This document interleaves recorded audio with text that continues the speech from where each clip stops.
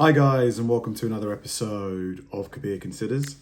In this video, we're going to react to It Begins, Army troops taking over New York City. What the hell is going on? Like, I was in New York only 4 months ago, and things seemed fine to me. Like, we were only there for a few days, but I mean, I didn't notice anything out of the ordinary that I would expect in a big city, in a big metropolitan city. But I have been hearing that there's a lot of things going on with the migrant situation. Apparently New York has a unique sort of like right to remain policy, so like something like that. So a lot of states that are having migrants come in like illegally are sending them to New York on buses. So is it related to that? Is it related to the gang situation?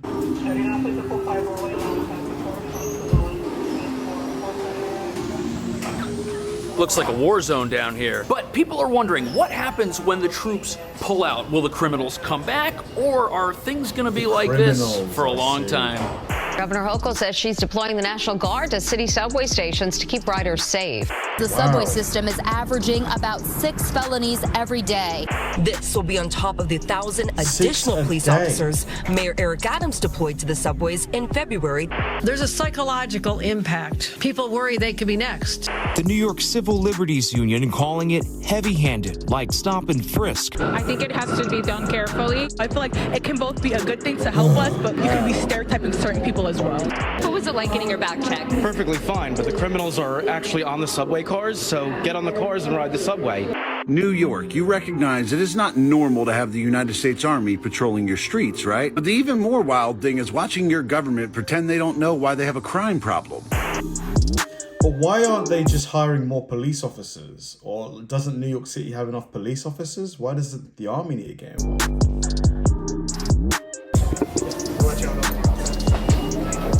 So the bag checks are random. And we've got police, we've got state troopers, we've got the National Guard. Every type of law enforcement available to the state has been deployed in the New York City subways as a show of power to tell criminals.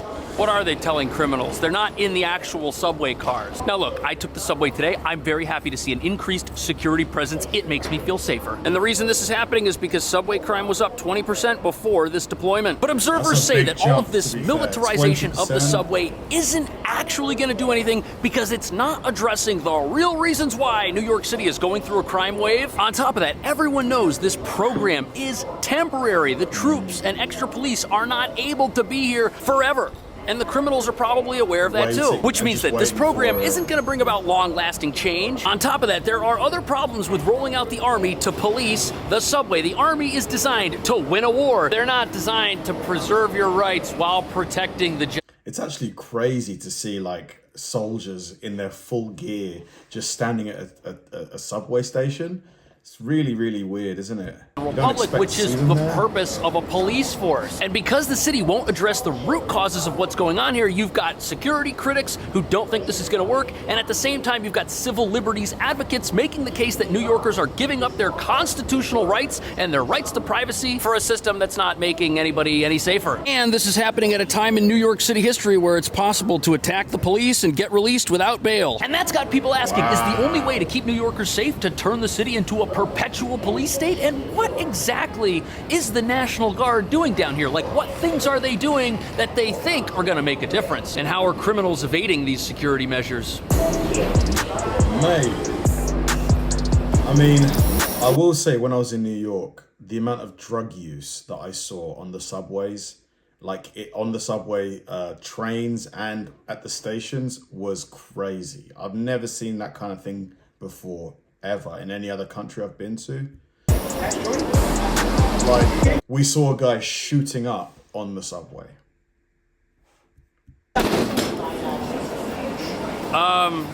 It looks like they just finished with the bag checks. That's where they just were. Now there is an empty space. Maybe someone is watching on the cameras. That's all we can hope for at this point. So behind you can see how this process works a little bit. A state trooper will select someone to get their bags checked. The bag check will take about 30 seconds, and then the rider is on their way. So the way that this is supposed to work is it is a random bag check. There is a predetermined number of people that have to pass by before one person gets stopped. They're not stopping everybody. That would probably be impossible. It would make it very difficult for people to use the subway as intended. The goal of this is not to disrupt daily life, but it is also to establish a presence that makes people feel safe, catches criminals bringing weapons onto the train, and helps turn around all of the problems that the city is experiencing. And when the system is in play, it's not like the TSA at the airport where the line gets very long, people miss their flights, that's a big mess. This is not that. The bag checks are very quick. I saw somebody get checked and it happened so quickly that I couldn't even film the whole thing. It was that fast. And although there are some serious issues with this new security apparatus that nobody wants to talk about, the good news is that riders have been feeling very uneasy lately about riding the train, and this should help. Officers at Grand... I personally have no problem with the bag checks. There's a similar policy here called stop and search. I'm of the mindset that if you've got nothing criminal on you, why are you scared of getting your bag checked? That's the way I feel. If you've got nothing to hide, what's the problem? Central Station, randomly stopping about every fourth subway rider. It's okay because we know it's for security reasons. And this feeling was shared by many people who had their bags checked Thursday afternoon. Oh, no problem at all. It's safety. So the big takeaway here is that this is not supposed to be an in-depth, invasive process. But privacy advocates are worried a much harsher, more draconian system could emerge if this doesn't do what it's supposed to do. Because although we have an increased security presence, the bag checkers and the army are gone now. They went somewhere else. And the first problem with this system is that since people aren't here all day, a criminal could have waited until right now to head on in and use the subway as they were previously. What was it like getting your bag checked? Perfectly fine, but the criminals are actually on the subway cars, so get on the cars and ride the subway.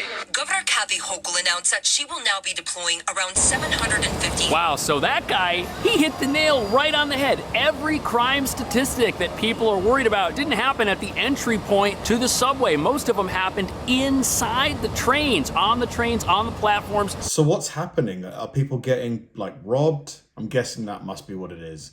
People are getting robbed, maybe extorted or something like that. I never saw, apart from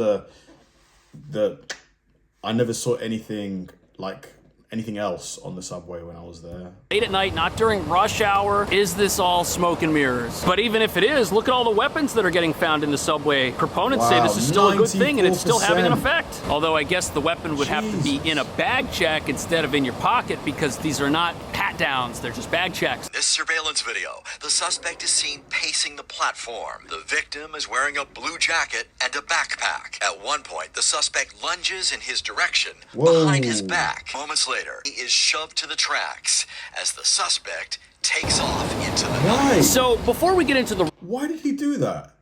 He just shoved him on the track for no reason. What a psycho. Real reason why crazy people who want to commit harm aren't behind bars. Look at all the things this person did not have at their disposal. They didn't have a backpack. They weren't holding anything. They were just passing through. They looked like a regular commuter. And what that means is we aren't any safer because of these new security measures, which is something the powers that be, who have a lot riding on this being successful, don't want us thinking about or talking about. It's a complicated problem. It really is, because you're not going to find all the criminals with these checks. People are feeling unsafe and won't come, then I have to do something about it. But Hochul on Good Day was asked what happens if people refuse to have their bags checked. Then go home. You're not taking the subway. However, technically, New Yorkers are allowed to refuse and can just use a different subway station. Legal Aid Society are... Okay, so not only does this reveal another big problem with this whole system, it also points at the deeper issues that are the real reason we've got this crime wave. Because not only are these surface level bag checks not checking everyone, they're also not happening at every single station. In fact, this unguarded empty station with an empty station attendant booth is right around the corner from where the military was just set up doing their bag checks. This place is as unguarded as it's ever been, which is why some are suggesting this is nothing more than security theater. And the other... I mean, to be honest, I do think there is, you do have to look at why crime is going up too. Poverty is definitely on the rise. Cost of living is just going up and up and up. And where there's poverty, there's going to be more crime. But, you know, that's a much harder problem to solve, isn't it? Like, so it's much easier to deal with the symptoms than the actual problem itself. The problem with this troop rollout is that we're rolling out 750 troops, but there's about 470 subway stations, and if you need teams of troops to check bags, there's no way we're gonna have complete coverage of the subway, which means there will always be stations that are unattended, and we've already got evidence that since this rollout, high-profile crimes are still happening. Police responded to the call that a boyfriend pushed his 29-year-old girlfriend over the platform edge as a Brooklyn-bound 3 train was pulling in. Police say the man ran away. Paramedics and police officers tried to pull the woman from under the train. She was rushed to Bellevue Hospital. So this tragic accident happened within 2 days of troops being rolled out to stations just like this. And because this was a seemingly random act of violence, no amount of bag checks or security would have stopped it from happening. Which means there's something else about New York that allows stuff like this to happen that nobody wants to discuss. And that it's the mental health problems, I think. There needs to be more investment into mental health. Tragic incident, it didn't happen in the middle of the night. It took place at 10:30 in the morning during the day, and the person who did it ran off and escaped. The whole point of the troops and the bag checks and the police and the state police is to stop people from doing things and escaping, but that happened. And again, the security takes place out here, not inside the actual terminals where these issues are happening. And look, as someone who rides the train, I'm not knocking this system entirely. I do feel safer, and I think there are people who look at the police and see the armed guards and say to themselves, you know what, whatever I was going to do today, I'm not going to do it. But right advocates say that this security theater apparatus, not only is it ineffective, it's taking away the rights of people who haven't committed any crimes. And the way rights work is once they're gone, you never get them back. There are so many different points to her proposal that are problematic in terms of its impracticability and its raising of constitutional concerns. Random bag checks at subway stations is nothing new for New Yorkers. So definitely there's a personal freedom rights argument to be made here. But on top of that, New York City has an extremely progressive justice system, which critics say is soft on crime. And what that means is even though everyone's being searched, the people who are actually caught with something won't face any real consequences for doing so. Look at this. Somebody committed a crime by jumping a turnstile, was caught inside the terminal, and had a gun. And they were released without bail, which is probably happening today if they catch people with the same things. But was it like unlicensed, or was it in New York City? Are you even allowed to have one? I'm not really sure. Probably not. I think New York City and California, you're not allowed to. Are you allowed to own one in New York?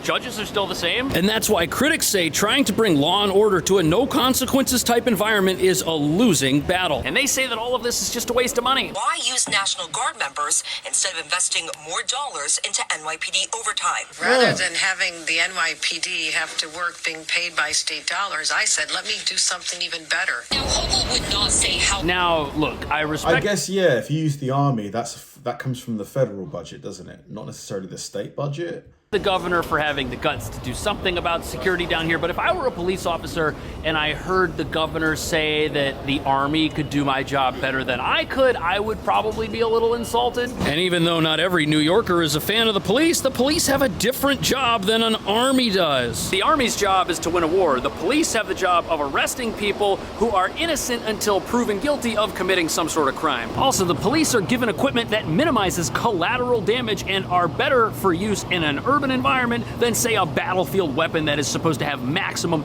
penetrating power. The low caliber rounds that they fire hit something and then stop right there most of the time. Think about it. Look at all the innocent people that are here just going about their day. You do not want collateral damage in this type of environment, yet that's exactly what would happen if the military were called into action down here, unfortunately. Also, the army's not trained to arrest you and then read you your rights. On top of that, a surge of police started just a couple of weeks ago, and officials have credited it with a 12% reduction in overall subway crime. But the temporary nature of that surge, as well as the troop surge, is why many people think none of this is going anywhere. Transit leaders say they hope the governor's plan will become more than just temporary. In fact, we asked her about that, and she says the state has about $3 billion in surplus that could help it last longer. So the governor not committing to promise that this will be something that lasts for eternity. But we've already looked at how ineffective this program. Like, you know, are you seeing more crime where you live, like your area?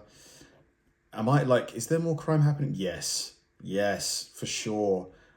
cars are getting stolen so much more these days in London. It's crazy. You know, you can't even get, if you own a Range Rover, you can't get it insured by a lot of companies. A lot of companies, maybe not a lot, but some insurance companies will not insure you if you have a Range Rover because they're so easy to steal, so easy to break into. Car theft has gone up. I'm not sure about other crimes, but definitely car theft. Are you seeing higher crimes statistics where you are? Is from the standpoint of actually accomplishing long-lasting results. And what that means is even if this extra security was the game plan for the rest of time, they would continue to be just as effective as they are today, with real crime still occurring down there. And that's the real problem nobody in New York City seems to want to deal with.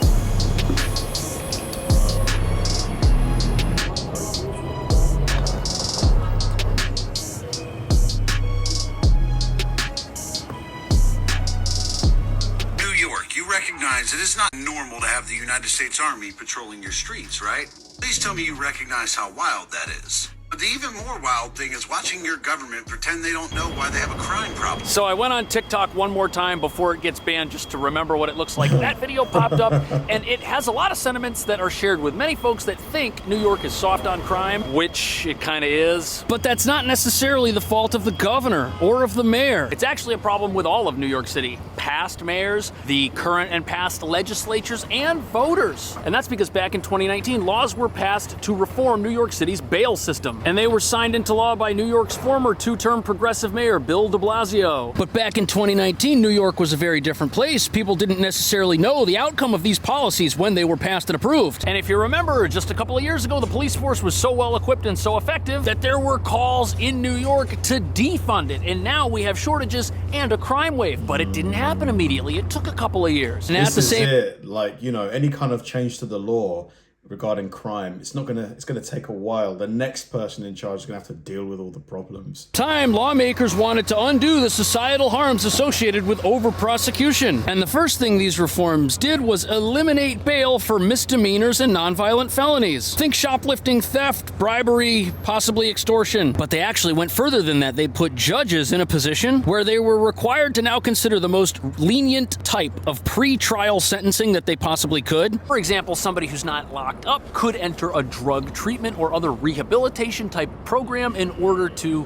have their freedom while they await sentencing. And most advocates of this system will point out that it prevents a rich person from gaining their freedom because they can afford bail, while a low-income individual could end up behind bars. But the problem for New York is we don't just have progressive laws and sentencing requirements. Critics say the city also has a progressive judiciary who interprets those laws in a progressive manner, which is why people can attack the police and get released without bail. In this case, the offense of attacking officers was bail eligible, but since the district attorney didn't ask for bail, who's the judge to inflict these people with bail when the DA doesn't think it's worth it? And this is also how people enter the subway and train system with a weapon, get caught, and also get released. Having an illegal weapon is a 3.5-year minimum sentence. And that story we referenced earlier of the person that jumped the turnstile with an illegal weapon also did something else that they shouldn't have done. The weapon was illegal, and it was illegally modified. In New York, it's illegal to carry a weapon with more than 10 rounds. His had 27. And that's why many people say that New York's crime problem isn't as secret. So you can carry one as long as it has less than 10 rounds in there. Okay. We've got people breaking into the subway with an illegal weapon which has been illegally modified, and they're still out there. That's bad. And that's the real reason why not only people are afraid to take the subway, but why the bag checks may not end up doing a whole lot. People get caught with a weapon in their bag, they go right back into the train. Because even if someone gets caught with a weapon, the chances of them facing any real consequences aren't very high. And while New York is great at releasing people who commit crime, they're also great at prosecuting people who defend themselves, like this bodega worker from a year and a half ago who defended himself during an armed robbery and was heavily prosecuted by the same district attorney. He was defending himself. Why was he prosecuted? Who released the people that attacked the police by not asking for bail. And that's why critics say a justice system that prosecutes the innocent as if they are guilty while simultaneously trying its best to release potentially dangerous criminals is why New York could be headed for a perpetual police state, which might be the only way to keep everyone safe, is just to have the army everywhere all the time. Is that what New Yorkers want? Is this new plan gonna be effective? What do you think? Yeah, I think ultimately, you know, if a criminal knows that if he does this crime, he is either not going to have to go to jail until his hearing, because if he can post bail, he can stay out, or he can just opt to do some kind of, you know, rehabilitation course. He can like get rid of his potential sentence. That's not a deterrent. You know, they're going to still do that crime because the price of it isn't that much. I do think that, you know, you can't be too lenient on criminals. You just can't, because otherwise there's no real deterrent for them to commit those crimes. At the same time, obviously, you know, you shouldn't hand out ridiculous sentences, because, you know, what's going to happen is you're going to fill up your prisons. You're going to have to build more and more and more and more prisons. So you do need to strike a balance. I don't know what the answer is, honestly. I don't know. Because even if, I do think a lot of it is due to like desperation and poverty, a lot of why criminals are committing these acts. But then again, the crimes that we saw, you know, on video were just assaults where there was no money involved. So it's like, man, it's such a complicated problem. Thanks for watching, guys, and I'll see you in the next one.